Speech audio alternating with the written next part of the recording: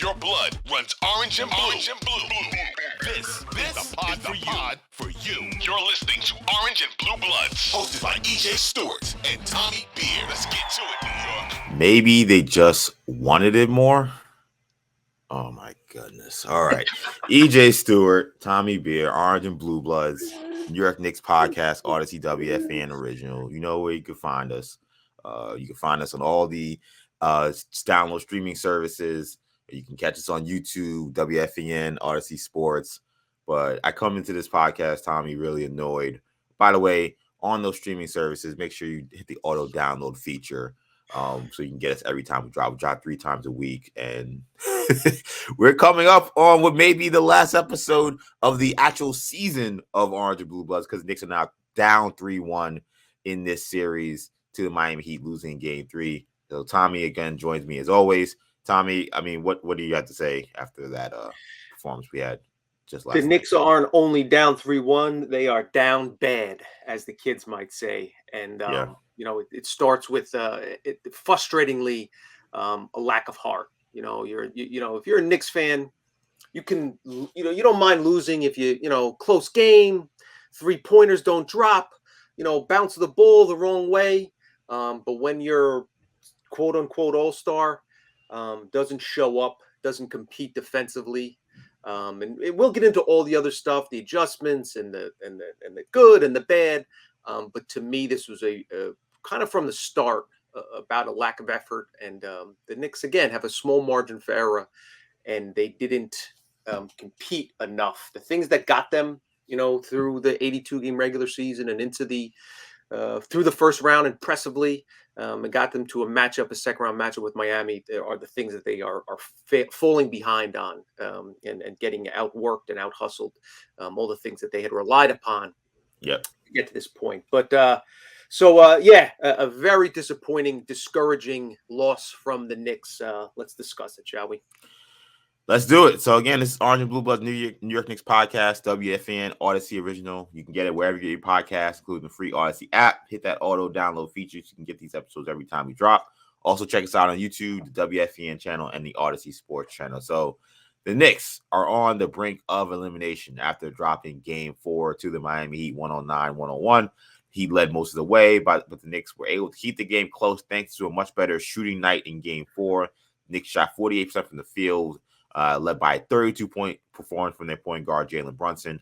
RJ Barrett added 24. Julius Randle added 20. But the Knicks were plagued by fouls, turnovers, and offensive rebounds. In the fourth quarter, the Knicks were beat to loose balls all night. They gave up 7 offensive rebounds in the fourth quarter alone. In that same fourth quarter, they only had 2 members of the Knicks score. Barrett and Brunson were the only guys that scored in the fourth quarter. The Knicks losing this one. Jimmy Butler led the Heat in scoring. He had 27 in this one. Bam Adebayo had a really monster night, 23 points, 13 rebounds. Knicks down in the series now, 3-1. And Jalen Brunson was asked in the postgame, what has to change for the Knicks? What has to change from these 2 games here? Everything. Long story short, we need to be better. I need to be better. Brunson keeping it simple there. He says everything needs to be adjusted in this one. When it came to the offensive rebounds, here was Tom Thibodeau explaining why the Knicks were unable to simply secure the basketball after the Heat would miss shot after shot after shot in the fourth quarter. Tom, fourth quarter there when they're getting every offensive rebound, what are you seeing? What are they doing that you guys aren't? And we got to get a body on people. So they're shooting long, we're running in, and ball's going over our head. And finally, maybe the most discouraging comments coming from the all-star of this team, the highest paid player on this team, the leader of this team, Julius Randle, on why the Knicks were unable to get any defensive rebounds to help get themselves back into that game down the stretch. And just maybe they wanted more. I don't know. Excuse me. What was that, Julius? What was that? And just maybe they wanted more. I don't know. Wait. Excuse me? Say that one more time. And just maybe they wanted more. I don't know. Oh my God, corny, lame, boo, tomato. I'm throwing tomatoes. What did he say? It's a joke, right? It's a joke, Goose, right? You ribbing me? I mean, I don't even know. I don't even know what to say. I don't even know what to Shut say. that soft ass up. All that soft talking. I know you can do it, man. You got to, man, shut that soft ass up. Maybe they wanted it more. That's the answer we got from Julius Randle after this loss as to why the Knicks were unable to get any defensive rebounds down the stretch. A really pathetic answer from a player who's put on another pathetic playoff run here. And I don't know. I mean, we can go many places, Tommy, but I think to me, it kind of starts and ends with Randle, how he played in this game. He had 6 turnovers in this game alone. We're going to talk about the officiating later on in this episode, but he had a bunch of fouls. He fouled out in this game. And then the lack of hustle, the lack of defensive intensity from him seemed to permeate throughout the team yet again. And now here the Knicks are down 3-1. I'm shocked that anyone's starting with anything other than Randle, to be honest. Like, I've seen a few post-game recaps and even if Randle hadn't made the comment where he kind of said the quiet part out loud, I think it might have even flown under the radar. Maybe it's because I was focused on it after game 3 because it annoyed me so much, but just watching his effort from the opening tip of game 4, again, this is the most important game of the Knicks season. To that point, arguably the most important game of Julius Randle's career, most important game the Knicks have played in a decade, maybe this century. For him to come out, and again, if you guys haven't seen the clips, listen, you guys, most fans, don't have time to kind of focus in and rewatch the clips. Yeah. Check my Twitter, my Substack. I posted a few highlights / lowlights of the clips. I mean, there's a play where he's just, his body's stiff. He's basically ignoring Kevin Love on the perimeter. Doesn't fight through a screen, gets a 3. The closeout on Caleb Martin got a lot of attention in the fourth quarter. That was one of about 4 terrible closeouts. Shout out to Jim Jackson for pointing out how bad that was. And it's unfortunate because I feel like, really besides maybe honestly Van Gundy and Mark Jackson would be the only ones who were really, when star players show bad effort, they're really the only ones usually on the national scene that will call it out. And that was a great job by Jim Jackson to say this was awful closeout, bad footwork, bad fundamentals, bad effort. He barbecued Randle. It was rightfully so. And he could have been doing it the whole game. And he could have been doing it for the last 2 games. And that's the type of thing that's infectious. We talked about in the post-game pod. I don't know how his teammates can watch the clips, and Tibbs is famous for saying, I watched the film 3 or 4 times. I don't know. I honestly, I'd love, 10 years from now, if they write a documentary, how that gets addressed in the film room.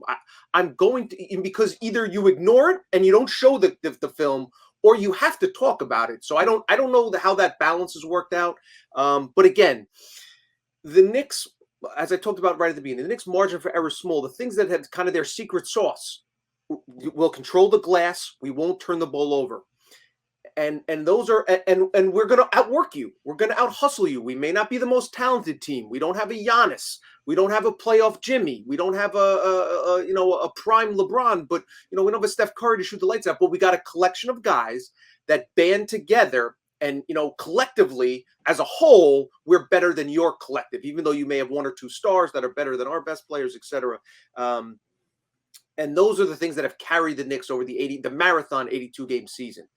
And then in this post, and we saw it in the first round against Cleveland. Randle didn't play well, but he wasn't glaringly terrible in terms of effort, and coming back from an injury, etc. But especially it kind of bubbled up a little bit towards the end of the regular season. He struggled offensively. Maybe if he scores 35, he competes on the defensive end, but one shouldn't be relying on the other. And that's what and that lack of effort, that lack of attention to detail, tends to trickle down, and that's what we've seen. And it led to the fourth quarter. The Knicks had one last chance, likely to save their season. Listen, the series is not over. Crazier things have happened. Jimmy Butler sprains his ankle in the second quarter of Game 5. We'll talk about all that.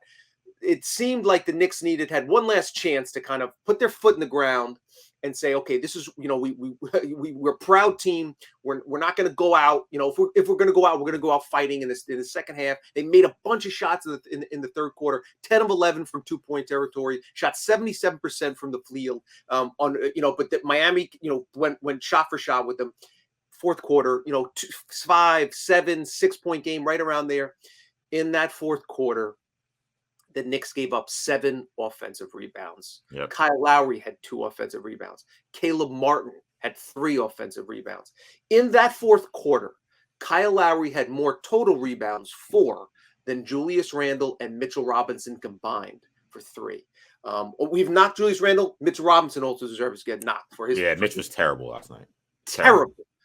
He's been terrible this series. He was especially terrible last night. Obi Toppin. And how many times I got to watch Mitchell Robinson before he moved to Obi? How many times I got to watch Mitchell Robinson get the ball around the basket and bring the ball down? He had a costly turnover late down the stretch as Knicks were trying to make it a game within the last 2 minutes where he bounces the ball. Of course, he throws it right out of bounds. He bounces the ball, gets fouled, misses 2 free throws. Like, this guy's been playing the entire season. And you learn this in grade school if you're a big man. Grab the ball high, keep it high, go back up strong. And consistently with Mitchell Robinson, he brings the ball down. And the Heat know everybody on this team's tendencies. They know everybody's weaknesses. And they've just been hunting Mitchell Robinson as soon as he gets these rebounds because they know he's going to bring it down. And he had several moments in this game that I thought were almost momentum changing. And the last one kind of sealed the loss, where he gets the ball, whether it be a rebound, whether it be a pass from someone else. And instead of just keeping the ball high and going up strong because he's 7'1", he's bringing the ball down, making himself 6'1". I don't know how you can get to game whatever this is, 90 of the season, 92 of the season, whatever it is, and we're still talking about this being a problem for Mitch. Game 92 of the 5th year of his NBA career. Yeah. Still takes the ball down, still hasn't figured out how to set a screen, and takes free throws that don't go above the rim. Literally zero chance of. I'm not talking about a little arc. They literally don't get above the height of the rim. I don't understand because again he's 7'1". It doesn't take much to shoot any arc. He's literally shooting down on the hoop. Yeah. But yes, so incredibly frustrating, and I thought that fourth quarter kind of epitomized, just the Knicks got decimated on the boards. 4 more turnovers than the Heat in the game. Brunson played well. Barrett played well, as you mentioned. The only 2 guys to score in the fourth quarter. But it just wasn't enough. And I think the most frustrating thing from a Knick fan perspective was they're not losing to the 73, to an all-time great team or to a championship favorite. They've lost the fourth quarter. They actually won that quarter, 2019. They lost 7 of the other 8 quarters of the 3 of the 2 games played Miami. They've been thoroughly outplayed, out-hustled, outworked, out-competed. And that's the thing that you can, especially from a Knick fan base that came of age, that cut its teeth with, that heard about the 70s Knicks, the 90s Knicks, even the Spreewell, Houston, Canby guys, there's the effort and heart and intensity to not play with that and to get beat by the other team simply having more of that has to be crushing. I know I cut Randle off, but I do want to give that full comment from Randle the context it deserves, I suppose. This was Randle on the offensive rebounding. Just maybe they wanted more. Well, that's you because you never won anything. Okay, I know I said I was going to let him talk, but I still can't get over those first comments that they wanted more. Here's Randle on what has to change and intensity following this loss due to the fact that the offensive rebounding being a struggle. Just maybe they wanted more. I don't know. That's been who we are all year, and we got to find a way to, step up and make those plays if we want to keep the season alive. To that, where do you go to find that in the middle of a series? I look within. That's all I can say. Look within. How bad do you want it? So he says about how bad you want it. We're going to find out. I mean, to me, if I was running the Knicks, Julius Randle would be playing for his Knicks career in Game 5. Like, I can't watch Julius Randle and Tibbs as a combo in the postseason anymore. I know it's unrealistic to think that both of these guys will be gone after the season, given how they both performed this season. And that's fine. I'm not going to sit here and, ask for things that aren't possible. But I just don't know as an organization how you can continue to put out that combo, a coach who doesn't hold his best player accountable, who's slow to make adjustments, and keep also that best player who doesn't show leadership when it matters most, doesn't show heart when it matters most. Julius Randle's a front runner. Like, I don't know how much, like, we've seen now enough evidence with him. Like, if things are going well, the team is winning, and he's shooting well, and he's playing well, and he's getting accolades, he's making all-star games, it's all good. Anytime there's any level of adversity, Randle is the first guy you can't count on. He's the first guy you can say, okay, well, adversity's hit. We know we can't count on him to help us in this situation. Like, it's so crazy to see how the season has flipped, where all the attention has been on RJ and his struggles and stuff, and yet in the most dire situations and in the situations where it's back against the wall and it's, you know, kind of last stand situations, you see the effort RJ is giving. It hasn't been perfect. I'm not saying he's playing the greatest because he missed some offensive rebounds. Lowry kept beating him the balls, but he's giving you something.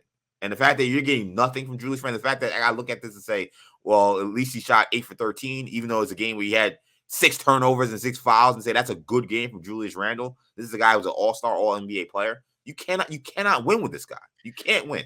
The perfect example of that, two examples. The second quarter makes a lazy drop pass to Jalen Brunson. Gabe Vincent swipes in, steals it, goes in for the layup. Julius Randle throws his hands up in the air. Oh, geez. Instead of running back, Bam Adebayo runs back. Of course, Brunson sprints back, tries to get in defensive position, makes Vincent miss the layup. Bam gets the rebound and dunks it to, 2 points. As Bam is dunking it, Randle crosses half court and jogs back onto the screen. Incredibly frustrating. And also think about the I'm not even going to read too much into the comments, but it is part of that's leadership. Part of that's, the reason CEOs make a lot of money. It's not just because they're the smartest, they make decisions. It's how they rally the troops and leaders and all that stuff's part and parcel of being a great player. Brunson, I need to get better. This is on me. Even Mitchell Robinson has said, I have to play better. This is not who I am. They count on me to rebound. I need to do better. RJ Barrett, we need to show more effort. And Julius Randle, I haven't heard him say I need to step up. This. I don't think I've ever heard Julius Randle say anything about himself. Anytime he's talked about this team or struggles this team's had in the 4 years he's been here, every time it's always been, well, I guess we gotta do this, or I don't know. I guess it's always that. And he's not the most loquacious guy in these press conferences, so he's not giving us a lot anyway. But I've rarely ever heard, I need to be better. I need to stop. I've never heard him say that ever. And I haven't heard, and obviously we haven't heard the coach say it. We haven't heard the coach say we need our leading scorer to be a force, and not just on the offensive end. We need our highest paid player to play with effort, to compete, to show. You think Riley would, wasn't the best coaches aren't afraid to tackle, the star. I mean, Phil Jackson routinely beats with Kobe Bryant and Shaquille O'Neal, and would eviscerate them in the media if he didn't think that they were playing up to their standards. But in this crazy, bizarre world that Tom Thibodeau has created, somehow Julius Randle, of all people, is above reproach. It's ridiculous. It's amazing that we're here in the second round, and likely it seems that a lot of the questions we'll have in the offseason were the same questions that we had going into the season. Can Tibbs and Randle coexist, and what's the ceiling of the team?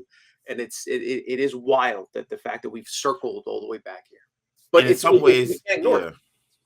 ways, I think we're here in part because of the success. I almost think like if this was a team that was like a 7th or 8th seed, and they played in the first round and they lost, you say, all right, well, we didn't expect much from these guys anyway. So I guess job well done, meeting expectations. But when you see the ceiling this team does have be a lot higher than maybe you expected going into the season, now you feel like you can't afford to have this combo in the biggest spots against the best coaching staffs, against the best teams. You're never going to win with a Tibbs Randle combo against Eric Spoelstra in the Heat. You're not going to do it against Sixers. You're not going to do it against Celtics. He's too good when you get to this point in the season.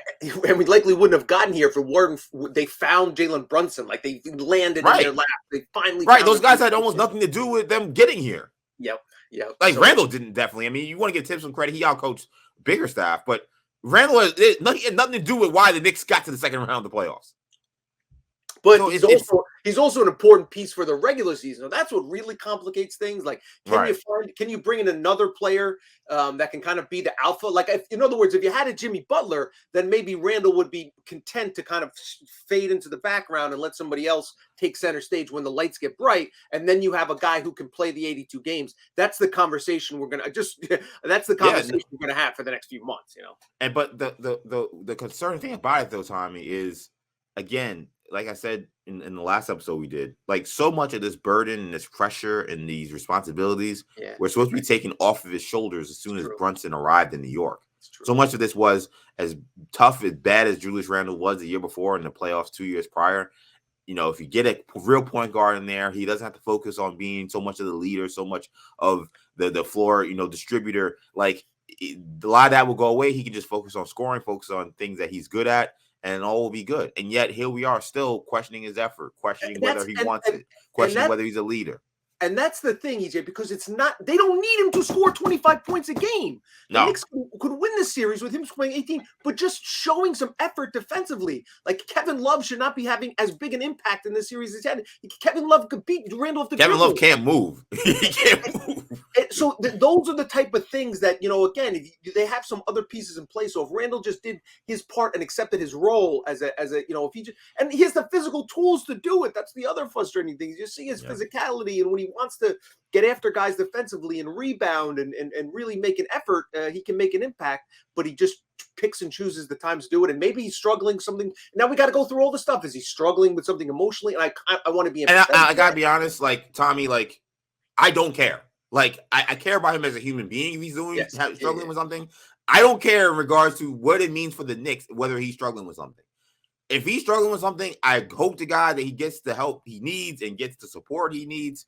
But that's gonna have to be somewhere else. Like we the Knicks have given him as much support, as much rope, as much leash, as much leeway as they possibly could during his time here. If there's still some kind of issue that they're dealing with, the team has to understand what's best for the team, what's best for the organization, and that they can't win with this guy. It doesn't matter what's going on with him if there is an issue. And we don't even know. Like, that's the thing. We keep giving him, well, maybe it's got to be something that's happening. Maybe he's just a front runner. Maybe he's just a bad leader. Like, there are plenty of NBA players who have played in this league, who are talented guys, who have made all-star games, who have made all-NBA teams, who you couldn't count on. Right. I mean, this whole playoffs, every time it's been, can we count on James Harden to show up tonight? Like there are great players who play better than Randle, who have had struggles during the postseason, guys who you don't feel like you can count on. And like with Randle, again, it's like because of the atmosphere that's been created at Madison Square Garden, there's so much rope given to him about, well, maybe there's something that's happening, and maybe if things were better, he would be better. I mean, how much better could things be? You brought in an all-star point guard. Your team won 47 games. You got the 8th seed in the Eastern Conference semifinals, and this is the performance you put up. A team in the regular season you obliterate every time you play against them in terms of Julius Randle's individual performances. And again, a good game from Randle is 6 turnovers and 6 fouls. I don't know what to say anymore. And the other thing is people, well, why do you care if Tibbs doesn't call him out? It doesn't matter. We heard this in December and 2 years ago. And it's because of things like this. It's because when push comes to shove in the most important games of the season, he needs to be called out for that lack of effort. But when you don't do it, and one other thing, I've heard the injury thing. Maybe his ankle doesn't allow him to close out. He seems fine on the offensive end. He seems to have that explosion, and he dunks and gets the basket. So we saw a monster dunk in this game. We saw him shoot a turnaround fadeaway from the left wing in the first quarter. I don't want to hear about his ankle when it comes to this. If he's going to play the way he's been playing offensively, he has no problem running into people. Like he's taking all this contact. He had like 4 offensive fouls in this game. He had no problem, running through people and getting back up totally fine. So you can't give 100% effort on offense and give 20% effort on defense, was essentially what the Knicks have gotten from him. I will say, I felt like this was an interesting game because the Knicks finally started making shots, and then the rebounding failed them. The defense failed them in certain key points. And then those are two hand in hand. Because you could say, even though the Heat were missing shots in the fourth quarter, the Knicks were playing good defense, defensive possession ends with a rebound. So defense still failed them because they couldn't then secure a rebound. It was an interesting game because they did shoot the ball well. I kind of felt like this was a game where they actually did miss Emmanuel quickly. Deuce McBride came in that first half. Deuce McBride played really well given what you needed him to do. But I thought this is where Tibbs made maybe his biggest error in this game was he paired him with RJ Barrett and Josh Hart. And this floor spacing that the Knicks had and the pace that the Knicks had that led them to a 30-point first quarter just completely evaporated in that second quarter. It was the worst offensive quarter they had in this game. Might have been one of the worst they had in the series. They only scored 18 points in the second quarter. I thought that was a crucial mistake. He needed to ensure that he was out there without a Quentin Grimes or Jalen Brunson, and you just went small with those two guards. That was, I thought, a mistake here from Tibbs. And I will say, I think the Grimes switch did help in this one. He shot the ball pretty well. I think he shot 3 for 7 from 3. Shot looked pretty good. So despite some of that, he had some awful turnovers too, especially in the first quarter. He had some bad turnovers. He had some youth mistakes that continue to kind of plague him all season. But I thought that they did get the returns with him going into the starting lineup. But I thought Josh Hart, he looked a little out of gas. He was getting just beat clean on drives. That was a key. You mentioned Obi Toppin. I feel like he just disappeared after game one. Like game one, he had a good game when he started, and it's like he went back to the bench, and he's been a non-factor pretty much the rest of this series. A tough way for Knicks to lose. It felt like this was a game, maybe you could say game 3, given how the Heat defended. Maybe you say Knicks probably don't win that game. This was a game, given how well the Knicks shot, that you say, okay, you do certain things correctly, you can find a way to win. And the lack of effort on defense, lack of effort on the glass, didn't give them a chance, which is unfortunate. Yeah, the center combination has been a real strength for all season. Hardenstein, the 2 points, 3 rebounds. He had 2 blocks. You can't always tell by his his stat sheet doesn't always reflect his impact. But we talked about Mitchell Robinson's struggles. Turnovers, missed shots, just wasn't as impactful as you need him to be. I thought Grimes, made his first 3. I would have liked to feed them more. I said pregame I wanted 10 3-pointers. He got to 7 with a couple extra 3-pointers. I think it just because again, it's not just there was a play where he was open and Randle faked the pass to him, and the defense has to respect that, and Randle drove in for a dunk. So those are the things that again they kind of, they're like body punches, jabs to the body. It wears down the defense because it stretches and it just creates additional space, which makes Brunson's job easier and Randle's job easier. So I would like to see that going forward in game 5. But yeah, ultimately, and obviously, tip of the hat to the Heat. We talked about the Knicks centers. Bam was great, 23 and 13. Jimmy Butler doing Jimmy Butler things, 27, 10 and 6. And Kyle Lowry, looked like a corpse during the regular season. Basically since Miami signed them, has been an immensely impactful player in this postseason. And the Miami Heat bench badly outplaying the Knicks has been arguably as big a factor as any. Yeah, and the fact that they're doing that without Oladipo, without Tyler Hero in the series, it speaks to just how much Knicks are being outplayed in this one. So Knicks lose 109-101. Now head down 3-1 in this series. So along with the other issues that happened in this game regarding the Knicks and their play, Knicks have now also turned their frustrations towards the officiating. So after the game, Julius Randle and Josh Hart, who both fouled out in the game, voiced their displeasure. I wanted you to hear from Randle, who spoke about what this game was like in regards to the officiating. That was tough. As far as officiating, that's one of the toughest games I've been a part of. Usually the physicality in the playoffs is up. I don't know, I had 6 fouls, and I think maybe 4 of them were offensive fouls or 5. It's never happened in my career, so that's tough. So Randle there voicing frustration with the officials. Here was also Josh Hart talking about the officiating after the game as well. Josh, was it frustrating, some of the calls? What you think? Did you see him?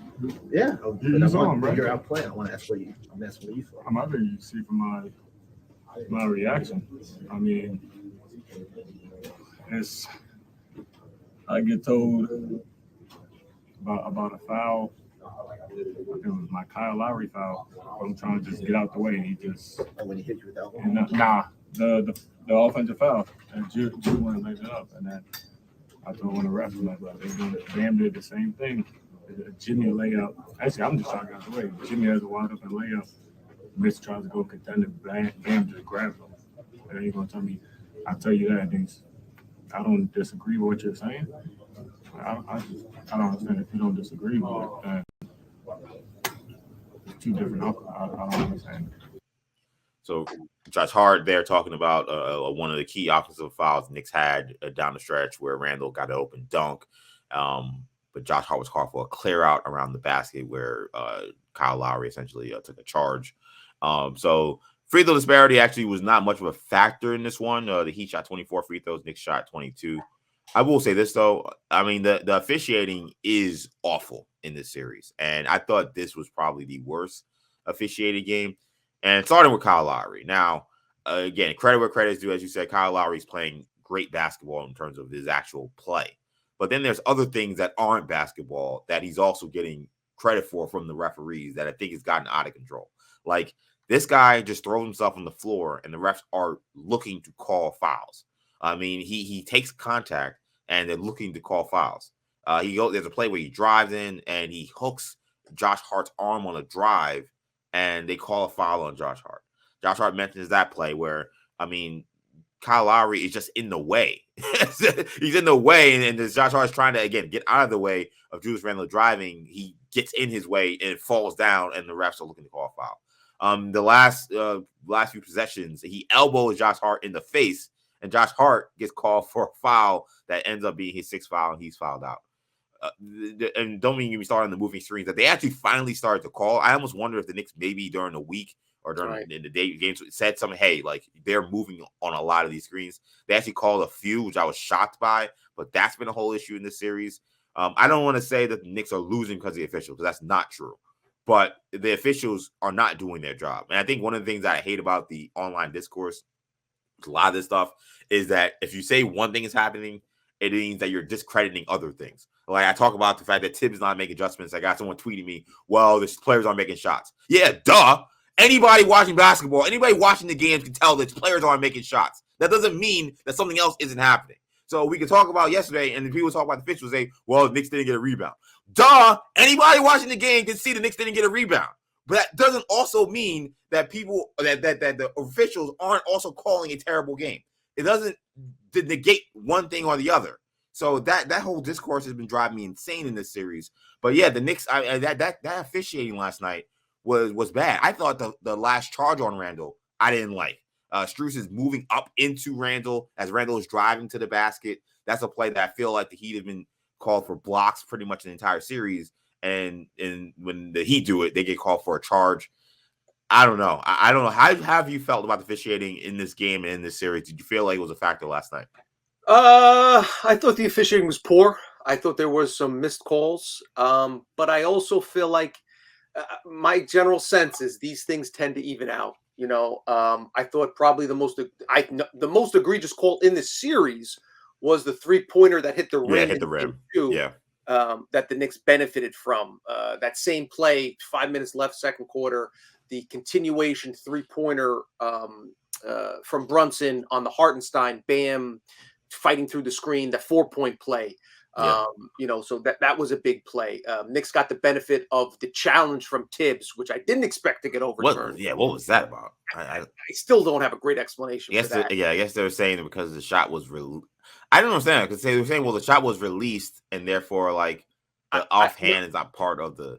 I think hand part of the ball would be my guess, as part of the release. But so you know, but all that being said, it's all part of the umbrella. You know, again, my whole thing is, you know, Steph Curry shoots 40% from three. He's going to miss 6 out of 10 that he 6 out of 10 3-pointers takes. So refs are going to miss calls. You need to put yourself in a position to kind of build a 3-point cushion, 7-point cushion to absorb some of those bad calls. Especially on the road. Do that by boxing out, and the Knicks didn't box out in the fourth quarter. Shout out to my buddy Ryan. Text me every time they didn't get a loose rebound. Box the F out, and those are the type of things that you can control. So those are I think those are the overarching themes. But I will acknowledge that unfortunately the NBA has enabled smart players, and Brunson takes advantage of this to kind of game the system. You know, we saw that with the swing through for a couple of years. NBA's kind of legislated that out a little bit. We saw that with the take foul. You know, the NBA done that. So, but the NBA does need to do some things where, and Harden was great at this, when a guy just puts his arm out and he yanks his arm in and then goes up for the shot while latching his arm. That's what Lowry did in the fourth quarter last night. So there are little things here and there that the NBA can certainly improve and needs to improve going forward, because the last thing you want is games to be decided by officials and referees. But again, like I said, Knicks lost 7 of the 8 quarters that they played against Miami. So, you know, it wasn't like that was the defining point, but there were also some unfortunate calls. Yeah, I mean, I think that two things can be true. Knicks could be being badly outplayed, and the refereeing could also be being terrible. And I think that that's what we're seeing. There's a part of me that's a little concerned. I mean, I'm concerned about a lot of things in this series. Part of me is a little concerned at the players woofing about the refs at this point. Yeah, you know, that's the other thing. Focus on the Hart too much. I love Hart. Stop worrying about the, you know, like it's kind of big. I'm surprised he didn't get a technical last night. Randle almost got a technical in the fourth. Focus on boxing out. RJ's had like 2 technicals in the series. RJ's unsurprisingly, but yeah. So those are, I agree that but I understand his frustration, and I'm a terrible sport, and then, you know, we're all competitive and yada yada. So I try to look the other way and that stuff, but just don't get texts, because the texts are the things when points are at a premium this series. So at least they didn't get a technical. It's. I kind of, you know, because there was so much that went wrong in this game, I don't know if I need to hear from Randle and Hart about the referees. Like that's for, I think, the fans. I think that's for Tips to say, hey, because I don't know, I didn't see any comments from Tibbs. I'm sure they asked, but I didn't get to see any. If he mentioned anything about the referees, but like Tibbs, I think does have to, and I don't think Tibbs does a good job of that. I think, you know, he's very careful not to want to get fined. Game 1 or game 2, where he should go in the media and say, "Listen, there's illegal screening every time." Like start his press conference and end his press conference with that stuff. I don't know. Like, I don't know if he's trying to save money for like his kids' college funds or whatever. Like, but it just seems like he don't want to get fined. So like he will just say, "Oh, we're getting contact," and he won't go any further. He won't elaborate on what that means, or he won't even mention it at all. And it's crazy because, again, like, I mean, he's had 3 games where they were setting a legal screen after a legal screen, and none of them were getting called. Although, like you said, it's possible they went behind the scenes and sent tape. Right, I'm saying I think maybe they did, and it changed in game 4 where, you know, they were still setting some, but some were getting called, and you're not gonna get every call. Again, we're not being unrealistic here, but like the fact that went on that long, and like Tibbs never mentioned that being an issue. And this is a guy who talks about how much film he watches. I'm like, how do you watch this film and not see that every time, you know, Cody Zeller sets the screen, he puts his arms out and elbows out and then ducks under to make his body longer and wider than it is. Like, I'm like, that guy sets the worst screens. I mean, they're effective because they don't call them fouls, but that guy sets the worst screens I've ever seen. And he never gets a friend. Again, yesterday was the first day I think he got called for an illegal one. I'm like, this guy sets an illegal screen every time, and they don't get called. So the fact that Tibbs didn't talk about this was ridiculous. But yeah, I think that it doesn't speak to the Knicks being the greatest mindset that they're woofing about the refs and how Randle's saying this is the worst refereed game he's ever played. I mean, it was bad. I mean, but like, I don't know. Like, Randle played one of the worst games I feel like he's ever played. I don't know if I want him talking about, well, his referees were the worst game I've ever seen. Again, it always seems to be about someone else in this series and someone else when it comes to Julius Randle and the excuses. So it is what it is, I guess. But I do think it was important to point out just how poor the officials were last night. So we head into Wednesday. We have the Heat and the Knicks back at it again in Madison Square Garden for a Game 5. The Knicks looking to avoid elimination. Teams in the history, as I've mentioned in the last episode, that go down 3-1 in the best-of-7 series in the 2-2-1-1-1 format are a 176 in NBA history. So that is 9 for 185 if you're doing math in another way. So very rare for teams to come back from 3-1. So the Knicks are in pretty much dire straits here. I think almost all the teams, if not all of them, who have been down 3-1 have been the team going back home in Game 5. So maybe that is something you could hold your hat on if you're a Knicks fan. So I'm sure you're already listening to this podcast. Not LeBron. Yeah. Yes, exactly. That is true. Yeah, they did. They won a game 5 in a row thanks to Draymond Green, who didn't play in that game 5, surprisingly. So, when you talk about how the Knicks get back on track, because it is the best of 4. It's not the first of 4, not the first of 3. So the series is not over until the series is over. So how can the Knicks get back on track and make this a series? Yeah, I think the Knicks fans are pessimistic right now, the same way Cleveland fans were pessimistic after Game 4. In the first round series, and for much of the same reasons, because they saw, people have said online, like this is. I feel like this is the point of view from Cleveland fans watching the Knicks pummel and dominate and out physical the Cavs in the first round. The Knicks are kind of getting that same experience watching Miami do that to New York. Listen, I'll start the way we close the show on Monday, and in the previewing Game 4 on Monday's show prior to Monday night, was the Knicks need to play hard. The Knicks need to compete. The Knicks need to get after it. They need to box out. They need to defend, and that's the first step. Hopefully they'll make some threes, and hopefully I think they'll get Grimes more involved. And just starting him is not enough. Run some pin downs, run some action, run some drag screens, get him some open looks, and just kind of open up the floor.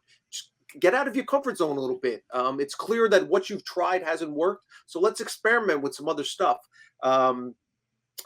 Can they hide Brunson defensively? Again, as great as he's been offensively, he continues to get abused on the defensive end. I thought Grimes, but I also thought Grimes did a good job defensively on Butler. That was one of the things I was concerned about, sliding into the starting lineup. But I thought he did a solid enough job. Obviously, Butler's a great player.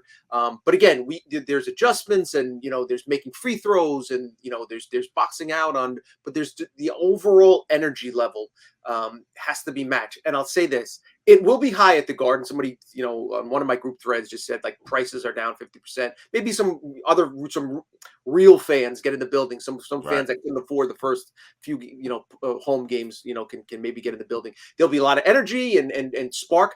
But I'll say this: if the team gets down and they're down in the second quarter and they come out flat to start the second half and they're down in the third quarter, Julius Randle will get booed. Number one, that will happen in Game 5. And there's other fallout from it and all that other stuff. But if they come out and play hard and compete, listen, all you can do is win one game. Barrett talked about, and credit to RJ. We probably spent a little bit too much time focusing on the negative, but you have to when you're down 3-1 and 2 terrible performances. Credit to RJ. Offensive game hasn't always been pretty, but again, he's competed. Brunson has been abused defensively. He's a liability on the defensive end, but he has competed. It seemed like those were the only 2 guys that really took the task. If the rest of the team can match their effort, their intensity, Knicks will be in good shape. And listen, make it a close game. Like that's the thing I think that's so alarming from a Knicks fan perspective, is that most fans didn't expect them to sweep the Heat or get through in 5, whatever the case might be. 7-game series, rock fight, 1 possession game, final 3 minutes. The last 2 games haven't been close. Game 1 wasn't all that close. I think that's what's most alarming from a Knicks perspective. Yeah, like you said, they've been thoroughly outclassed for much of this series. I think one of the keys to getting back on track will be a fast start, and I think it's got to start with their defense. Like the Heat, I just feel like almost every first quarter they've been too comfortable offensively. Like I just don't think that the Knicks have done anything to kind of make them uncomfortable.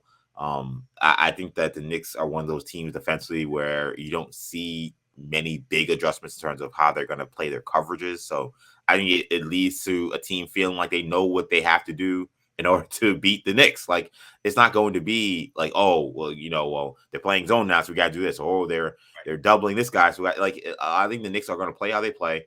They're going to double Butler, and I think it's about the Heat just going and making the right play. Speaking of adjustments, though, on the Butler thing, stop running double teams at him on the catch and weak side 1 pass away. Those are things they need to clean up.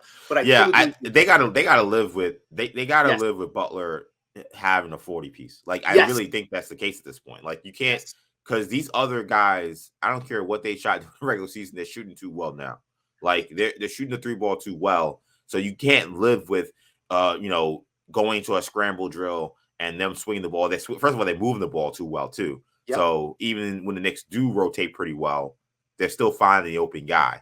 Yep. They're patient offense. They're not going to force bad ones. So the Knicks can't they can't live with the Heat. I don't know. They made 13 threes last night, I think, and that's not even a huge number. But in this series, it's huge because these games aren't in the 130s, 140s. So they can't live with that number. They got to keep them under 10 made threes if they want a chance to win any of these games.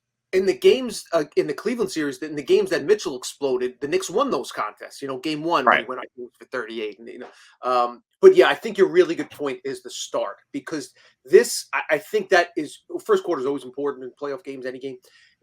It's incredibly important, because if the Knicks fall down, this team right now has the feel of a team that will throw in the towel. It has that they're kind of wobbling, and if they that's what Spo and Riley are drilling in, and Jimmy Butler are drilling in these guys' heads on the flight from South Beach to Teterboro. Like, we punch these guys in the face and they will not get up from the canvas. Like, let's come out, let's stomp on their neck and not give them a chance, because listen, the Heat understand they aren't the most talented team in the world. Like, anything can happen in the game 6 if it gets down to Miami, and they'll be 5-6 point favorites. That's not an insurmountable lead. You don't give this Knicks team life. You don't give a player as talented as Julius Randle a chance for redemption. You don't give Brunson a chance to beat you in the fourth quarter. He can score 50. You can't let him get going, because he started to get going in that second half. You can't let Mitchell Robinson reestablish his identity. You can't let that Garden crowd get into it. All these things can turn. We've seen crazier things happen in the NBA. These things can turn on a dime. So that's going to be the Heat's focus. It all starts with diving, being the first on the floor. All those little things that seem cliche, but that could make a difference in a game 5. And I feel like, with the way Tibbs coaches his game, I mean, I said that he had to coach game 4 like a game 7. Yes. I don't know if necessarily we saw that. In some instances we did. I mean, he really leaned on Brunson. He played 44 minutes. That's the other thing. I think, how tired is Brunson and Barrett and those guys going to be, because they 44 plus minutes. Yeah, I mean, Quentin Grimes, who's going to come off the bench, had 42 minutes, and he earned those minutes. Besides the turnovers, he earned that time, but that's a lot of minutes. Randle had 6 fouls and somehow still played 39 minutes, and had 6 turnovers. So I played 39 minutes. That's where I say, okay, are you really coaching this game the right way? I mean, Randle was killing them at key points in this game, and he left them out there over top and only played 6 minutes in this game. It was not a good 6 minutes, but he was 2 for 4, 4.6 minutes. He didn't have the time really to make a big enough impact in the game. Hartenstein, 15 minutes. So yeah, I don't know if this means some of these other guys we talked about getting time, whether it be Fournier, whether it be Rose, if they get dusted off. I gotta bring it up. I've seen this be a thing on the internet. I mean, do you think Derrick Rose should see time here? Like, that is something that has been brought up, saying, why would they go to Deuce when they can go to Derrick Rose, who has experience? I don't know. I don't think Derrick Rose, I don't think he's in like shape to play. Like, every time he's been thrown out there in garbage time, I'm afraid he's gonna get hurt. Like, he doesn't look ready at all. So I don't know, like I know last year the whole thing was that, he keeps himself ready, he does all the yoga, he does all this extra stuff. I don't think he's doing any of that stuff. Like, I don't know, at least to me, he doesn't look like he can go out there and give me 15 minutes. Yeah, it's just, I mean, listen, it's unfair to ask any athlete to sit on the bench for 4 months and then in the biggest game of the season come in and make shots. Crazier things have happened if somebody gets injuries and some happens. And would I be shocked if Fournier hit 3 threes if given the chance? I guess not, but because he's a shooter and he can do that when he's 50 years old. But you don't want to put him in position to And same with Derrick Rose. You're right, in the limited minutes we've seen him, he just hasn't performed. And the one thing I didn't notice, because I noticed everything, I noticed Fournier had a heating pad around like his back or his hip. I think Tibbs might have told him this game goes a certain way, be ready. Because I don't think I've seen him wearing that kind of stuff on the bench. It was after the first time I noticed it immediately. I was like, oh, okay. Like, why are you wearing a heating pad if you don't think you're going out there? Right. And now maybe he just did it on his own. Maybe he thought, hey, maybe they'll throw me out here, or maybe this game will be a blowout and they have to throw me out there. I don't know. But like, that was a little interesting. They didn't need him because they actually shot the 3 ball better, and Grimes ended up being that floor spacing that they needed. But I did think that was interesting. But yeah, I don't understand the Derrick Rose stuff like that. That to me was bizarre. It's funny. I got to shout out our guy Jimmy Jackson, our producer. He put the Knicks need Iggy Azalea, Jessica Alba, and the whole crew there for Game 5. Look, MSG, they got to show up in a big way. I don't know how much the fans will be into it, given the poor effort they saw in games 4 and 5. But the Garden crowd is going to have to be the sixth man for this team, especially because the Knicks' actual sixth man, I don't think will play. Like Man Quick was in that really big boot. Like I think he's probably done for the series. Maybe he plays in a Game 7 if there's a Game 7, but I don't think we'll see him. So the Garden crowd is really gonna have to be a big factor in this one as well. I think they'll come out fired up. Again, that's why I think that start is really important, just to kind of get everybody going. Do you think the Knicks take this series back to Miami? Do you think win Game 5? Right now I don't. I'm going to be honest with you. I for the same reason I thought the Knicks had a great chance to win Game 5 in Cleveland. Just the momentum and all that's from what I've seen from Randle these last two games. I'm not confident enough. But again, he's the most perplexing athlete. Maybe I've been following sports for a long time. I've lived in New York for pretty much my whole life. I've never seen an athlete. So maybe he bounces back and has a 37-13-9 game. That would not shock me. Right? It's that player, it's that unpredictable personality. And also you have Jalen Brunson, who I never put anything. I've learned over the 6 months, last 6 months, to not put anything past him. I wouldn't be shocked if he has a 40 piece. But there's just a lot of stuff trending in the wrong direction. And you made a good point. The excess minutes that Brunson and Barrett and those guys had to play. The Heat, surprisingly, the team with the better depth now has the advantage. That short turnaround. But I think that first quarter, that start is really, really important. Knicks need to get out to if they fall my concern is if they fall behind.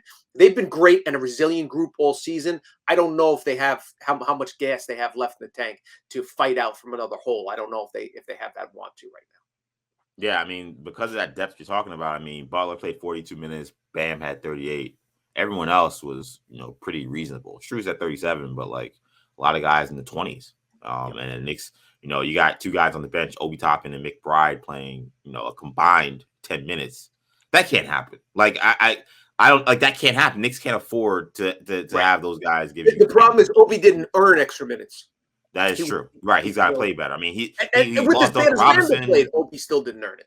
I know. Yeah. I mean, he lost Duncan Robinson one pass away. I mean, some of that stuff was just like, again, like what's going on? So, yeah, I think that this is.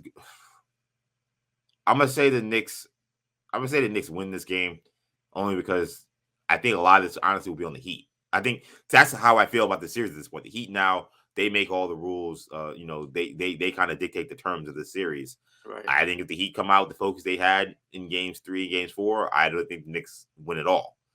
Do I think that they'll have that same focus?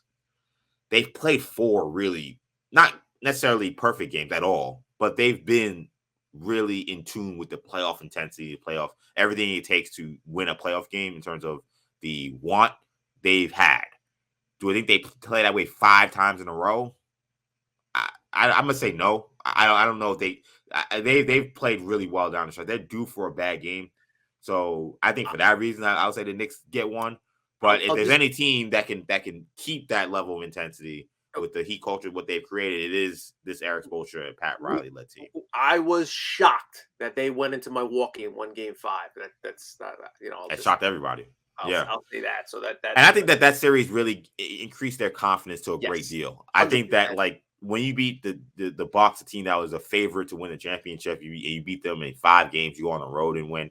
I think that now they see the Knicks and they don't see Giannis Antetokounmpo across the other way. They don't see Drew Holiday, they don't see Middleton, they don't see champions. They see good players, talented players, but not the players the Bucks have. So I think that is also why the Heat have played with so much poise and so. And much, also they watch the tape too. They see Randle quit. Like that that infused them with confidence. If I was Eric Spoelstra, I'd just be showing Randle low light reels of him saying, like, look at this is their leader.